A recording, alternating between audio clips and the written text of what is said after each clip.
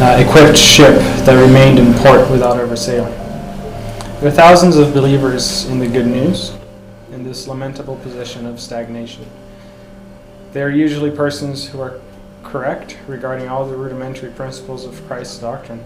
They believe, they worship, they console themselves faultlessly, but they do not progress in order to become wiser and nobler. From the human point of view, they do not know how to act, how to struggle, how to suffer when they're alone. In order to counteract such problems, Paul states with profound wisdom, leaving the elementary teachings about the doctrine of Jesus behind, let us go unto perfection, not repenting over and over again. Otherwise, we're nothing more than authors of dead works. Therefore, let us not be like students who study and study, but who never learn how to harmonize themselves with the lesson. And let us also remember that if repentance is useful from time to time, repenting over and over again is a sign of stubbornness and weakness. So, let us pray now.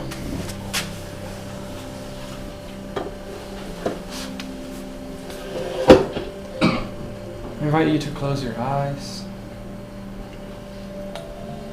Take a deep breath. And with these words from Emmanuel, inviting us to not only learn, but to also take that knowledge and apply into our lives. Bringing everything that we talk about from Jesus' words, from Jesus' teachings, everything that we reflect upon, that we bring it to our own lives and we apply it every day. And by that, we can become better human beings, better spirits. So we thank you, Emmanuel, Jesus, and the Lord as well for enlightening us of how to be better, how to be happier. And we ask that you keep us, giving us the strength to make the right decisions, to make the right choices, so we can make the decision to apply these teachings and feel the happiness that comes when we're doing the right thing. So be it.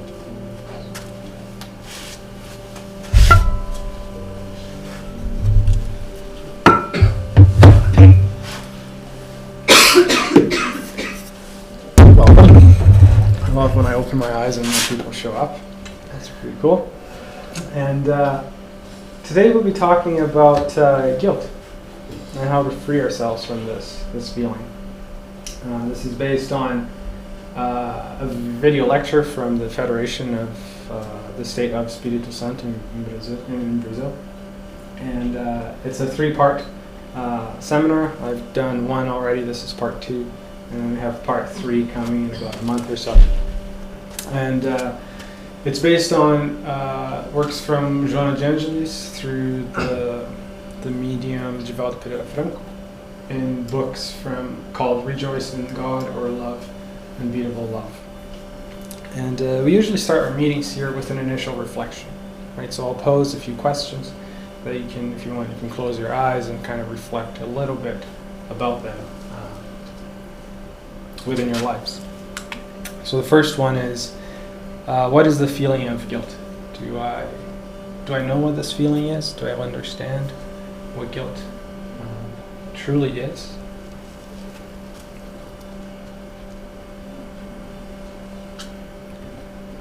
And also, when it comes to mistakes, do I give myself the right to make mistakes? Or do I demand that I am a person who never makes mistakes? How do I feel about that?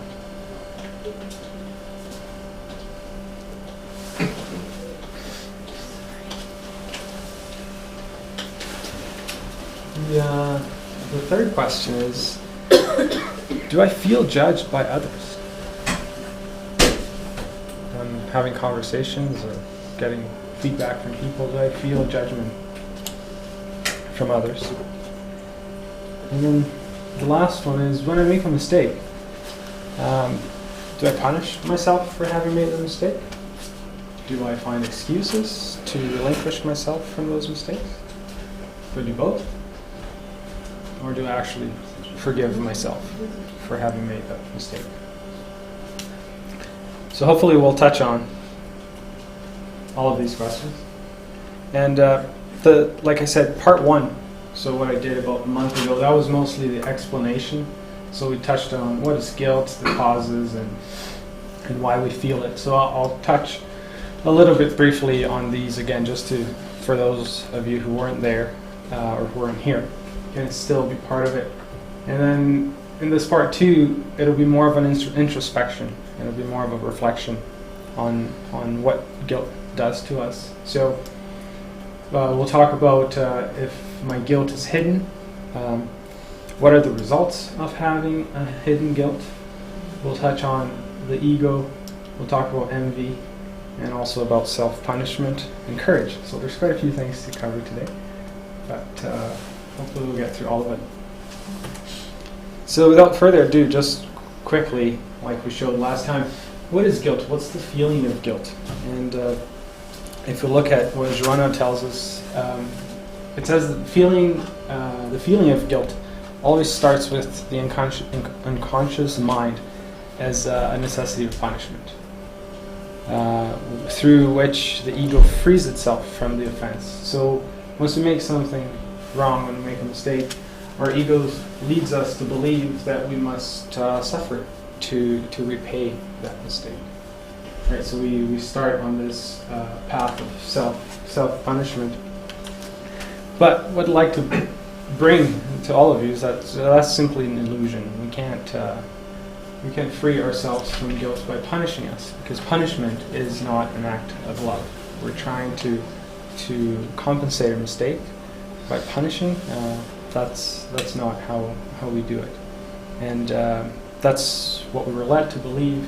But we'll see through a few passages, especially the last slide, of how Jesus taught us that relieving us from sin is not through punishment, but through love.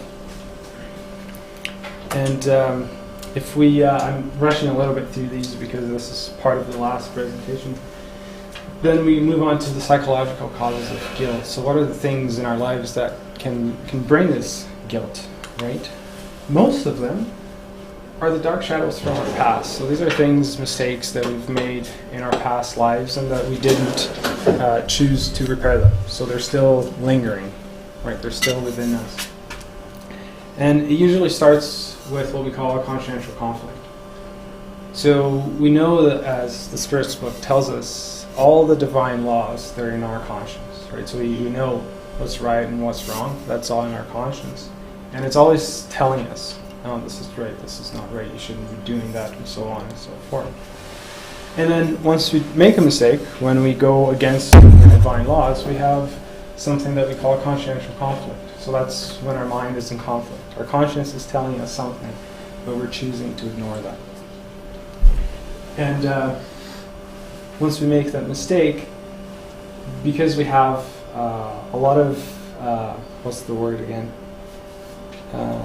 Something from like the medieval times, from the Middle Ages, from what we're led to believe, what guilt is. We think that we can not make mistakes, right? We have to be perfect right now, otherwise we'll suffer. I think the word that we were trying to find is shadows from the past. Yeah, exactly. Yeah, right. So it's actually right there. Should have just looked. Right. So this idea that we must be perfect so we don't suffer leads us to perfectionism. And perfectionism, when we make a mistake, it can be a very disloving feeling towards ourselves. It causes us to feel even rage towards our own self. Right? Because again, we think when we make a mistake, we must suffer, so we have to be perfect so I don't suffer. And then even knowing that I still make mistakes, I start to feel this rage about myself. I was like, how haven't you learned yet? How are you still making mistakes, right? Instead of being a loving feeling, you're feeling this rage, like you must be perfect now.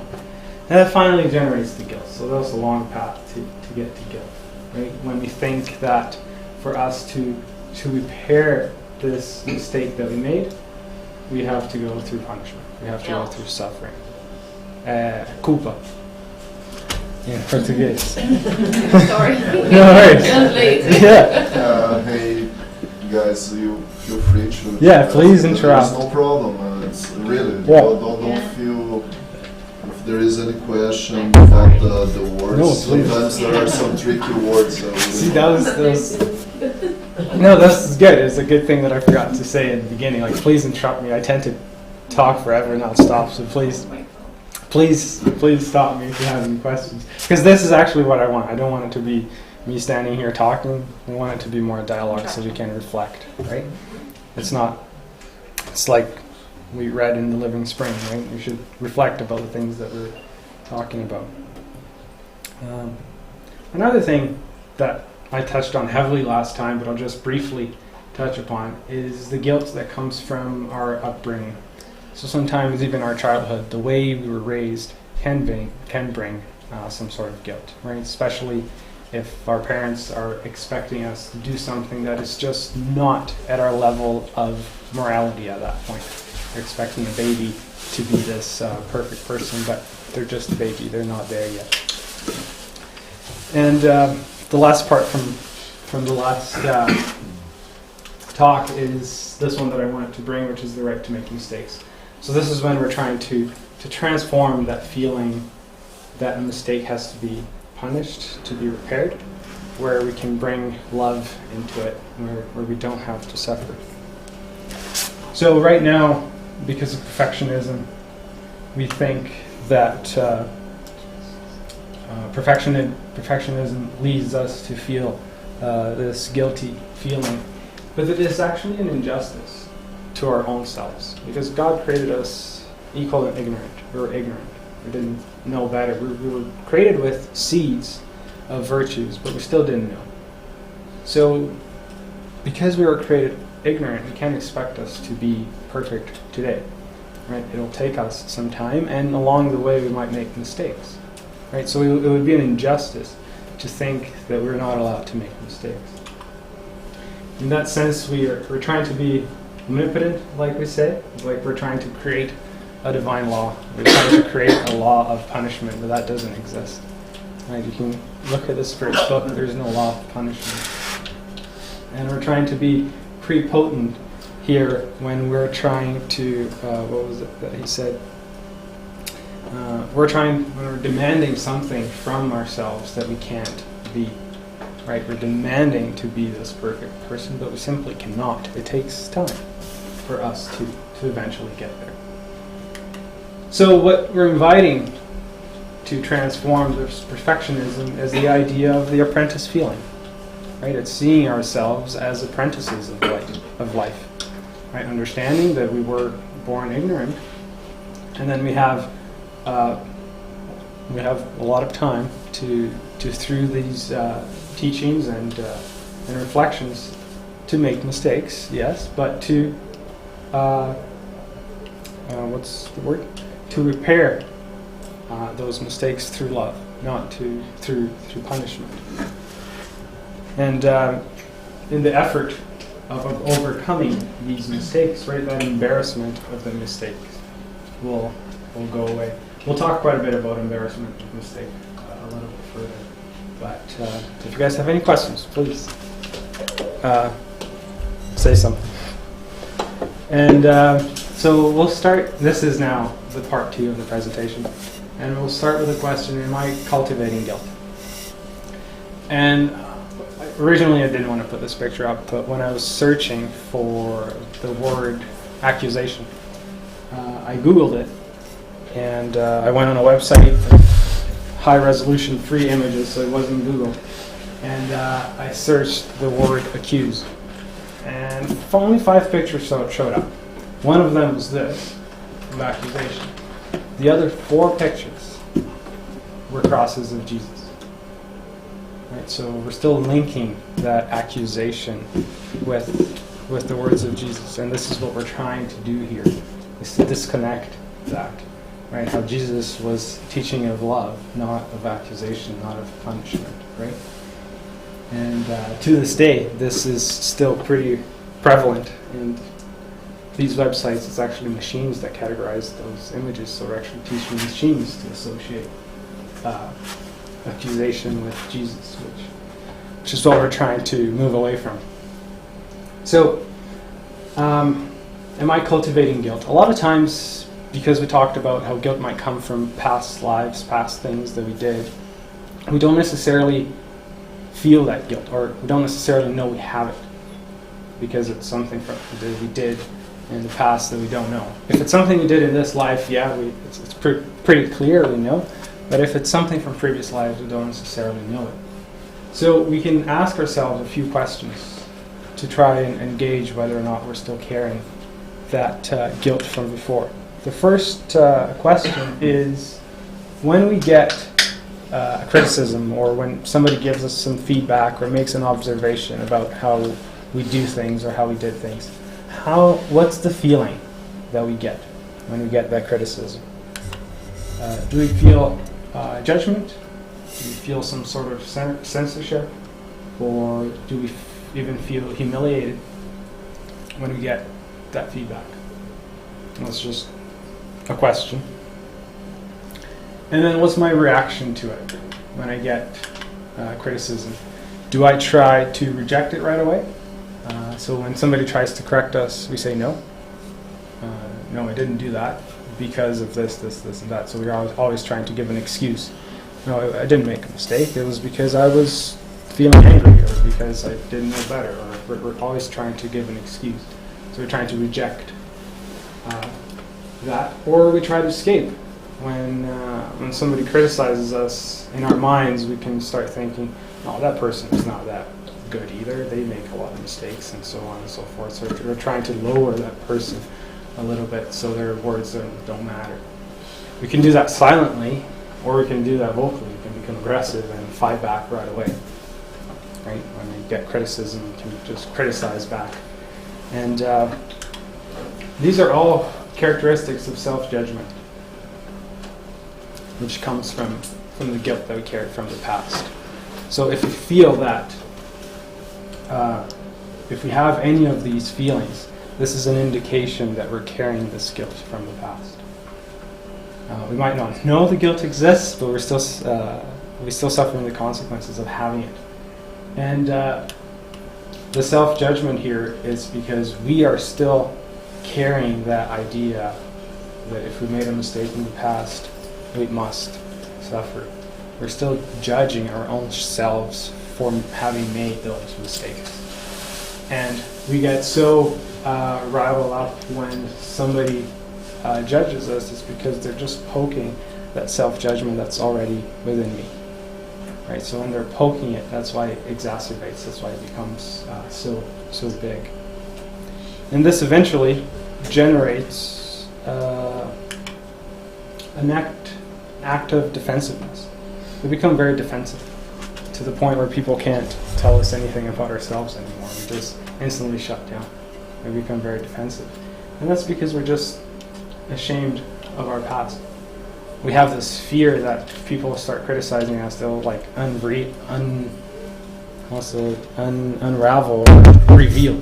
reveal all of these mistakes from my past, and mistakes that I feel ashamed of, right?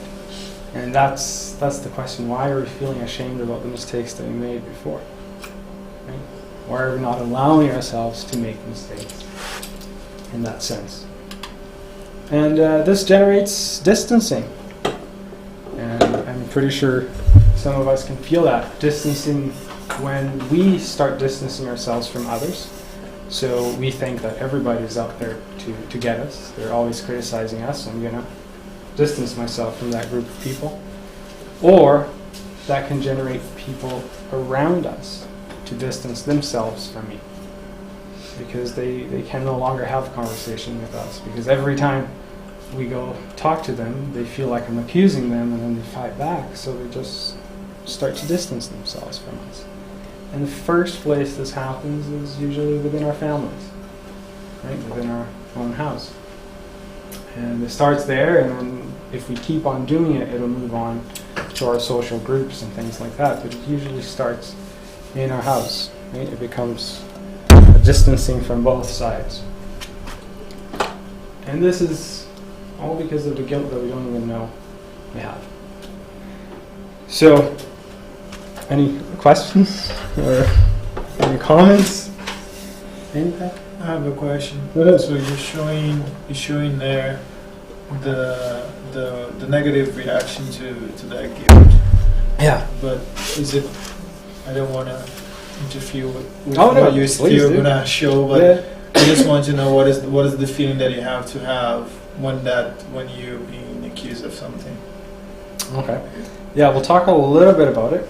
That's mostly part 3, but Okay, it would be yeah, for sure. I didn't want to spoil. Is this normal? But basically, it goes back to that apprentice feeling that we talked about.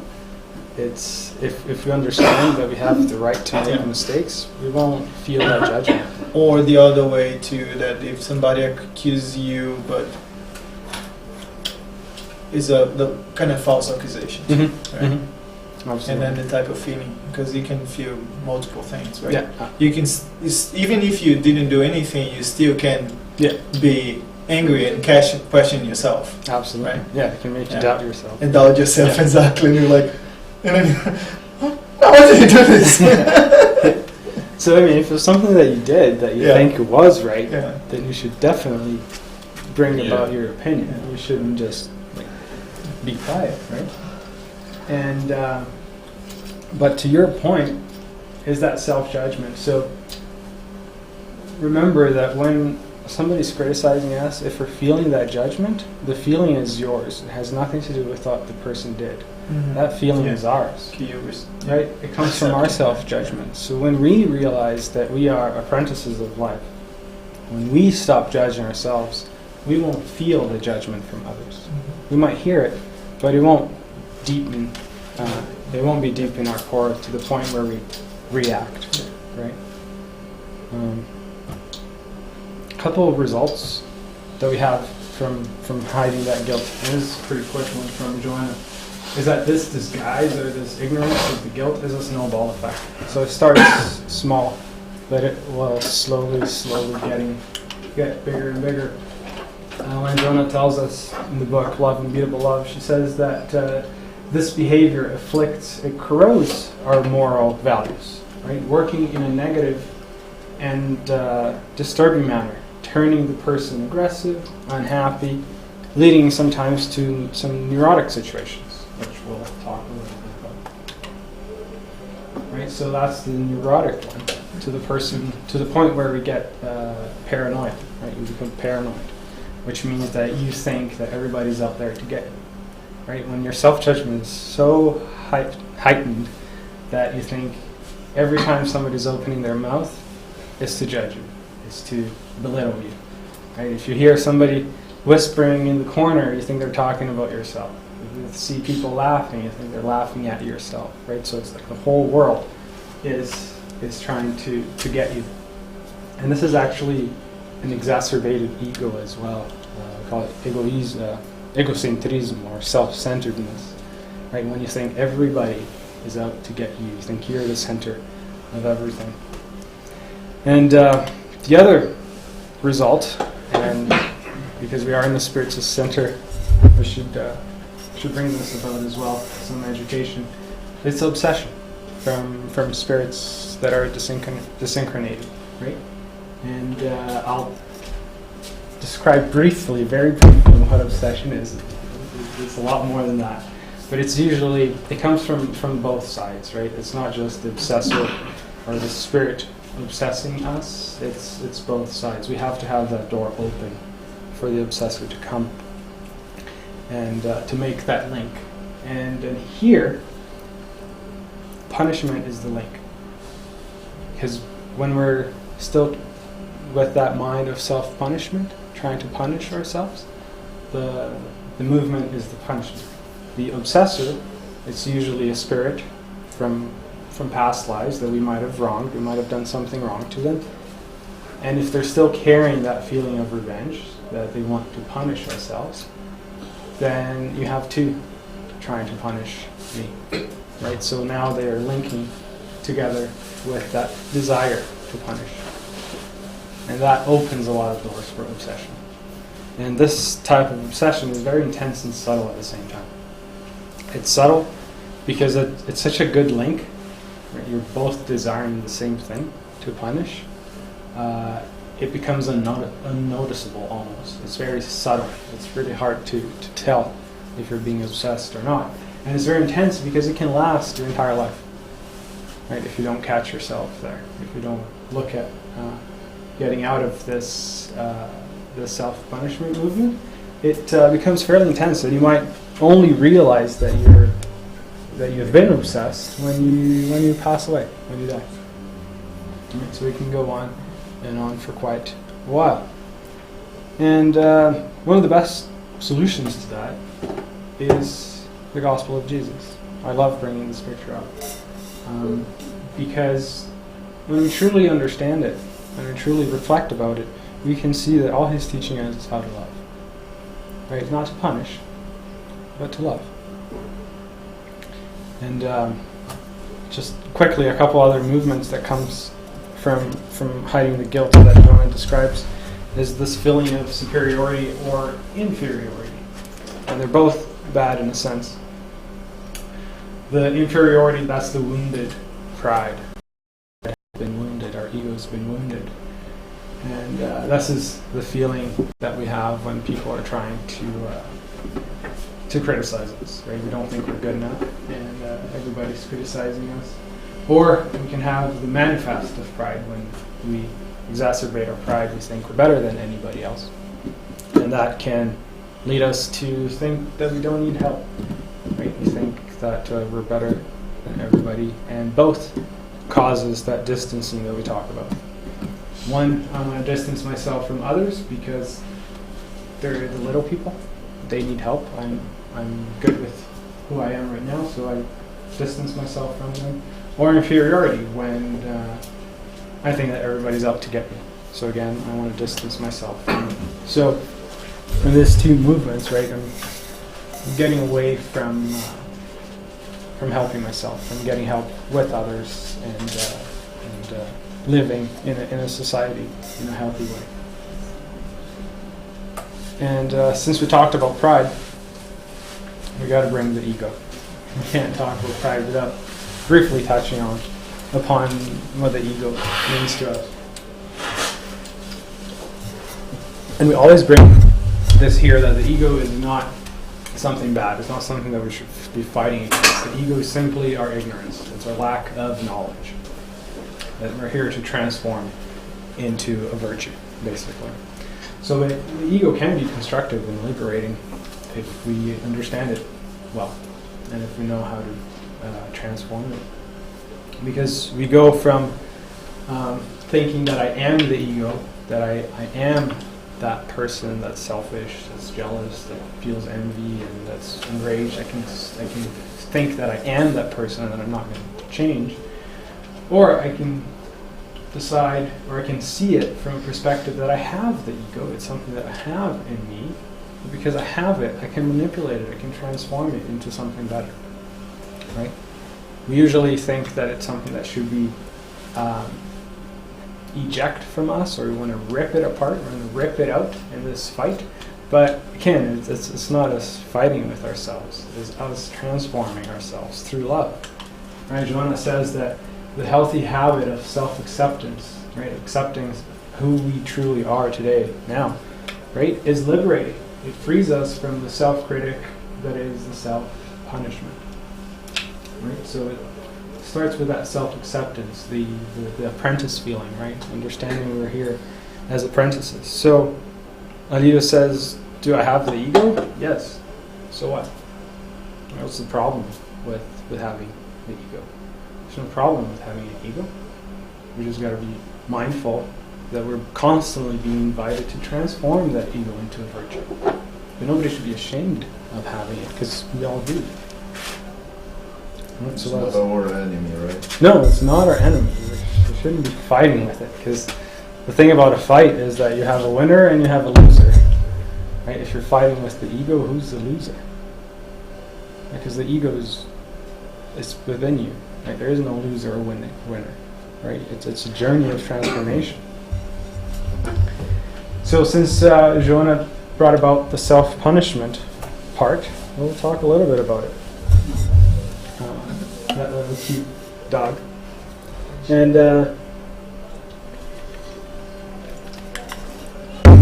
so the question is, how would we compensate for mistakes? If I made a mistake, should I self-punish myself to repair that mistake?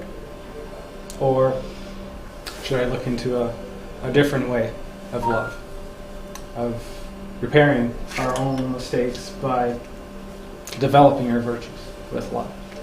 Right? Realizing I made a mistake, yes, but utilizing our love to transform it.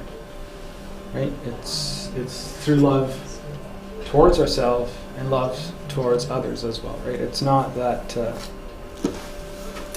that we should repay what we did on the same dime. Right? It's adding love to it. Which, when we talk about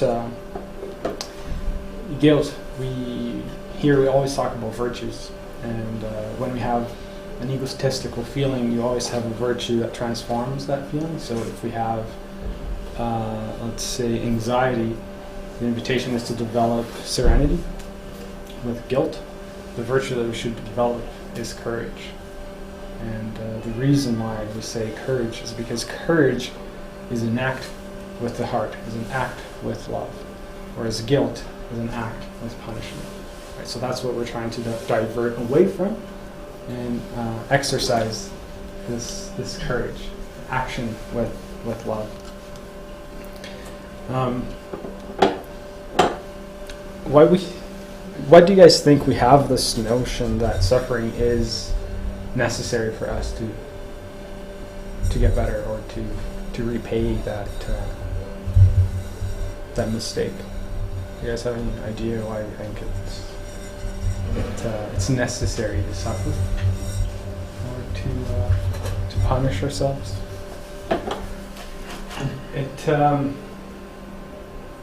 Because it comes a time when we can no longer suffer.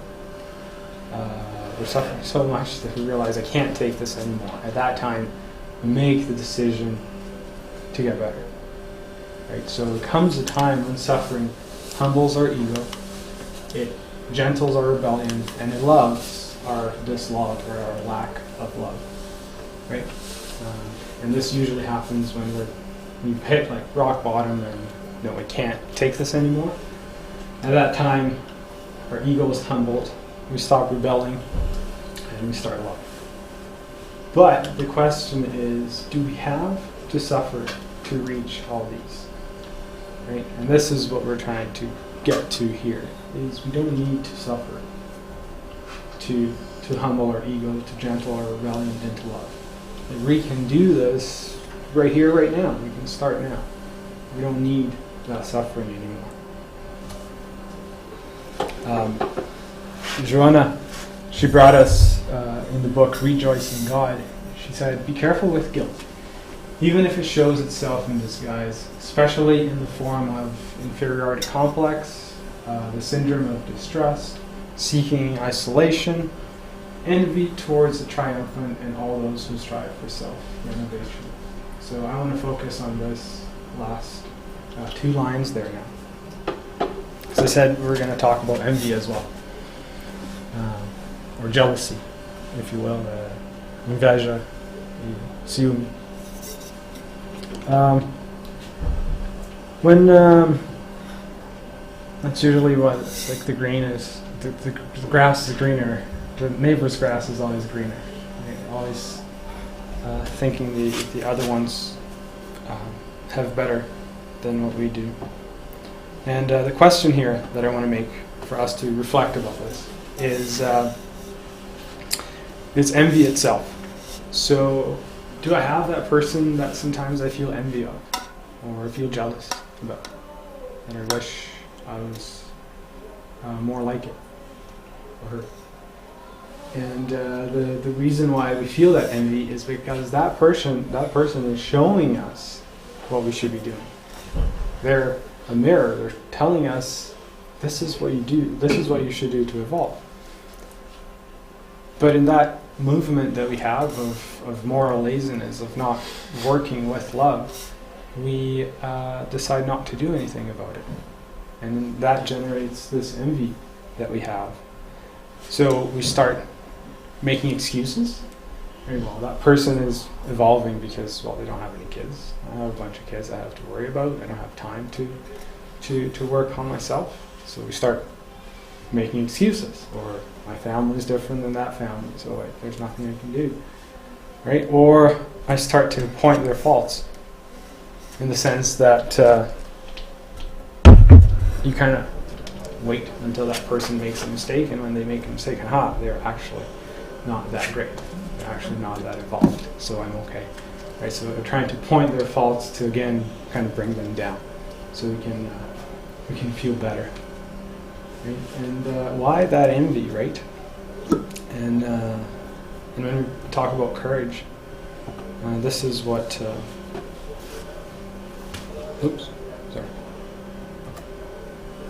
This is what we were talking about, the courage. This is what I wanted to bring up. Is this when we decide to transform this guilt that we have into courage, right? So the act of love towards ourselves, not the act of punishment. We start being inspired by those people, not paralyzed. We no longer envy the person, but we're now being inspired by them. And if they're doing something that's making them a better person, we look at that as inspiration, not as something to be envied of, right? I'm getting on a couple more slides. It's going a lot faster. I thought you guys would be talking more.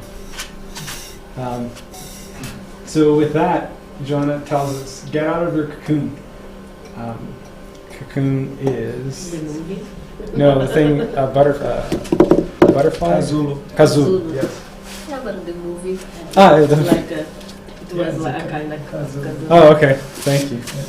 So yeah, get out of your kazoo and seek to act. Utilizes the resources from our intelligence and our will to build the internal balance, right? Repair the mistakes that we made, propel the individual and collective progress. All of this through that courage, through that love, right? We can utilize our intelligence to build our internal balance with love. Aliru brings us three movements that it's like a pendulum that we always talk about here. The guiltism, these are not words, so I have to make it up, but this is like the when I cultivate guilt, right? Like we talked about many times, self-punishment towards what we did. And then when we get too much of this, sometimes we move to the other side, which is the excusism, which is cultivating the excuse, when I make excuses for everything. So this is a more responsibility, right? This, I'm actually ignoring my mistake. This, I'm trying to punish myself from it.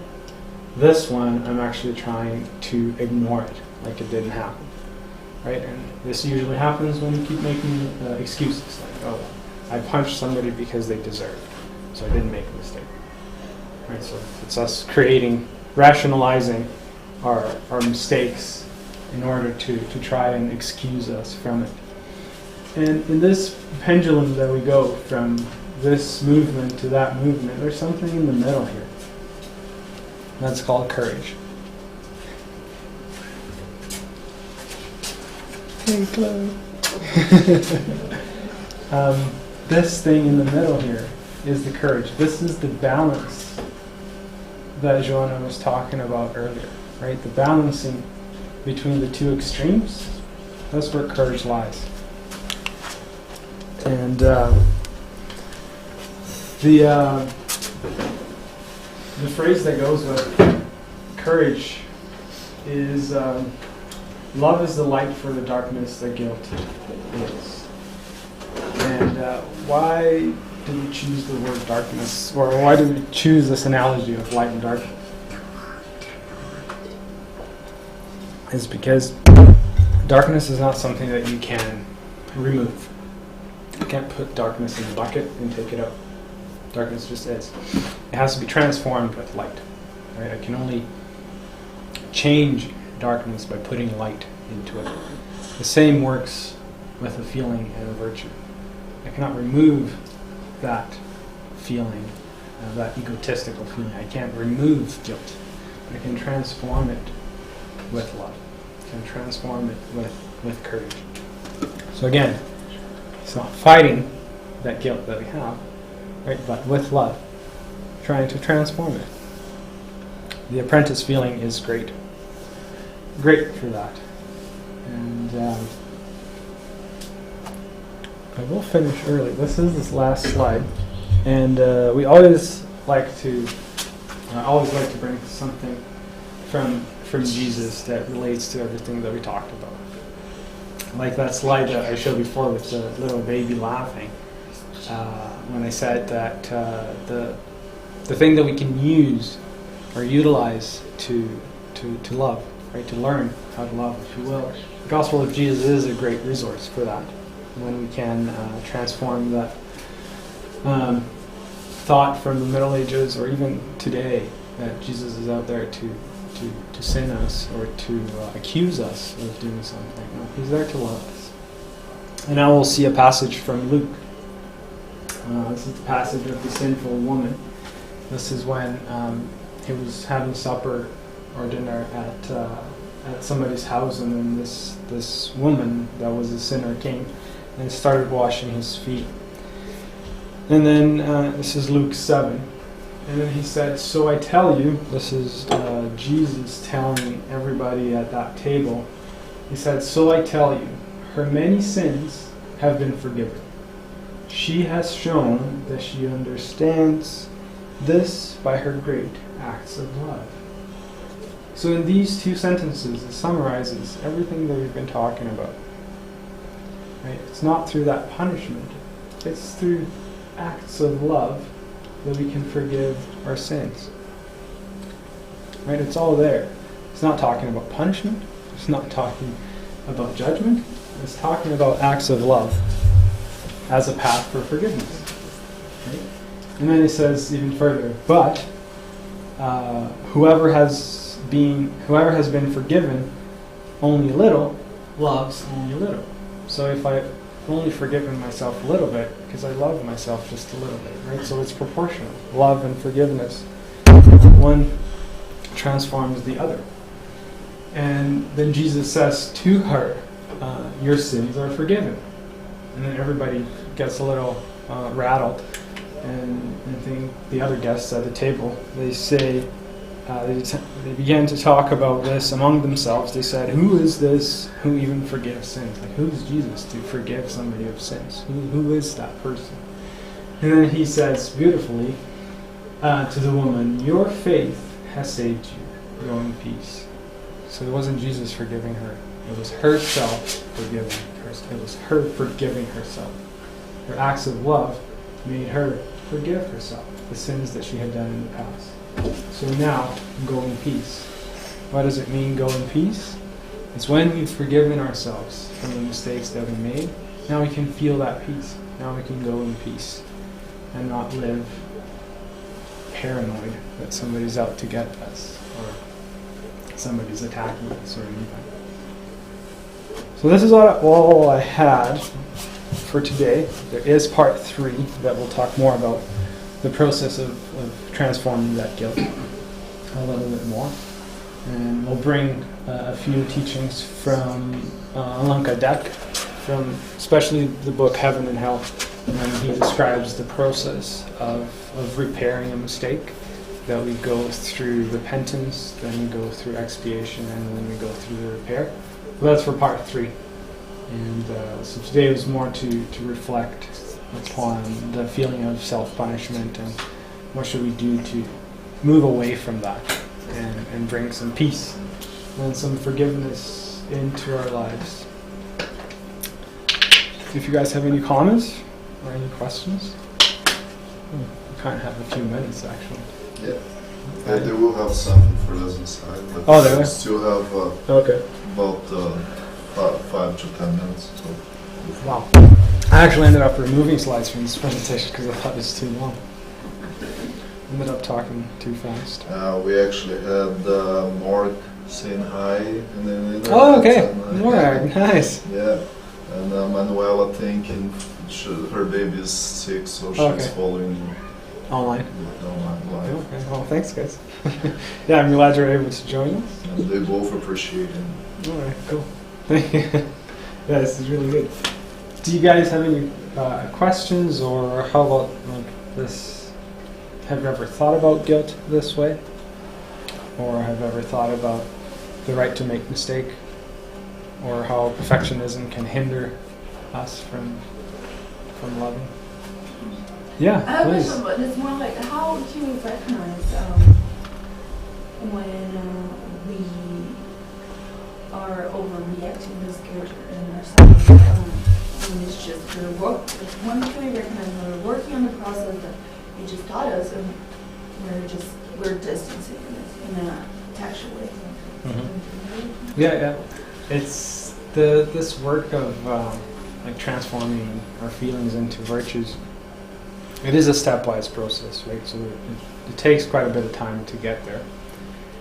But because it's through love, it works in a beautiful way where we can feel happiness throughout that. So if we take small steps and we are working towards making us better people, like transforming that ego into a virtue, we will feel spurts of happiness. If we stop feeling it, it's because we've diverted away from it. So do you kind of know if you're doing the right thing, you have to go inside? Exactly. There's really no other way. We can't expect somebody to do it for us. This is something that we can't contract out. We can't ask somebody else, can't pay for somebody else to do it for us. We have to do it ourselves. And that's when we can feel the true happiness. Because if we're not reflecting and doing it for ourselves with love, we won't feel it. It will be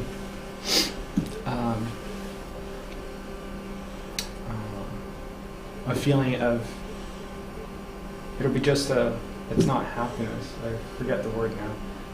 It's just a rush of the moment, but it's not true happiness. It's not that happiness that lightens up your heart.